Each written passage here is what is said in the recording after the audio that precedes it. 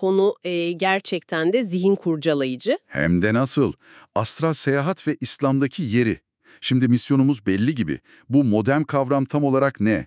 Onu anlamak, rüyadan farkı ne? Onu çözmek. Ve en önemlisi hani tasavvuftaki o tayyi mekan gibi olağanüstü hallerle bir ilgisi var mı yok mu? Bunu bir netleştirelim diyoruz. Harika bir çerçeve.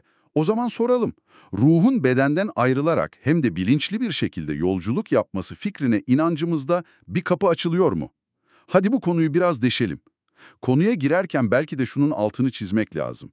Yani parapsikoloji gibi alanlar sayesinde bu tip konuların en azından Tartışılabilir hale gelmesi. aynen tartışılabilir bir zemine çekilmesi önemli. İnsanın sadece etten kemikten ibaret olmadığı fikrini popülerleştirmesi açısından dikkat çekici.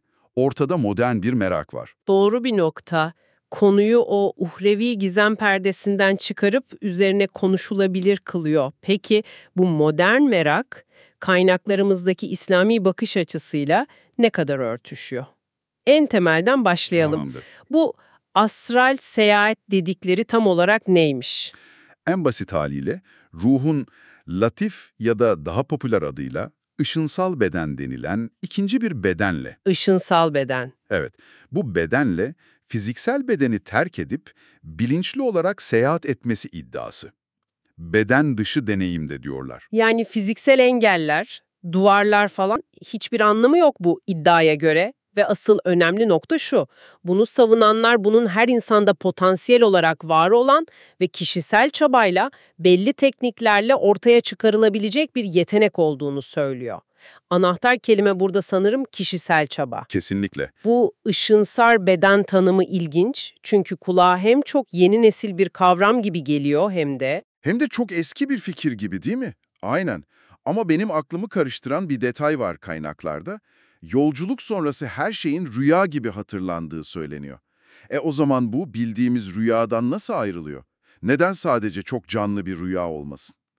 İşte bu meselenin en kritik düğüm noktalarından biri. Kur'an'da peygamberlerin gördüğü gibi haberci rüyalara veya genel olarak rüyalara işaret var, evet. Tabii var. Ama aradaki fark dağlar kadar. Rüyalar, İslami anlayışta ruhun bir etkinliği olarak görülür. Ruh, uyku sırasında bedenin etkisinden bir nebze sıyrılır ve manevi alemlerle bir bağ kurar. Hı hı. Fakat astral seyahat iddiası, ruhun ikinci, hayali bir bedene sahip olduğu varsayımına dayanıyor.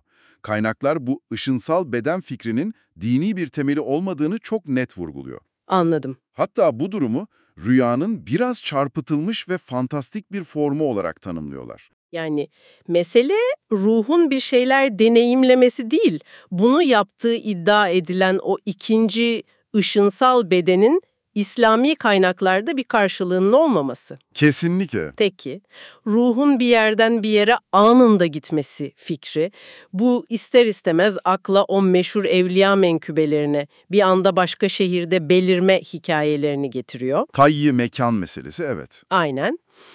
Kaynaklar bu ikisini nasıl ayırıyor? Harika bir noktaya geldin. Çünkü asıl kafa karışıklığı genelde burada başlıyor.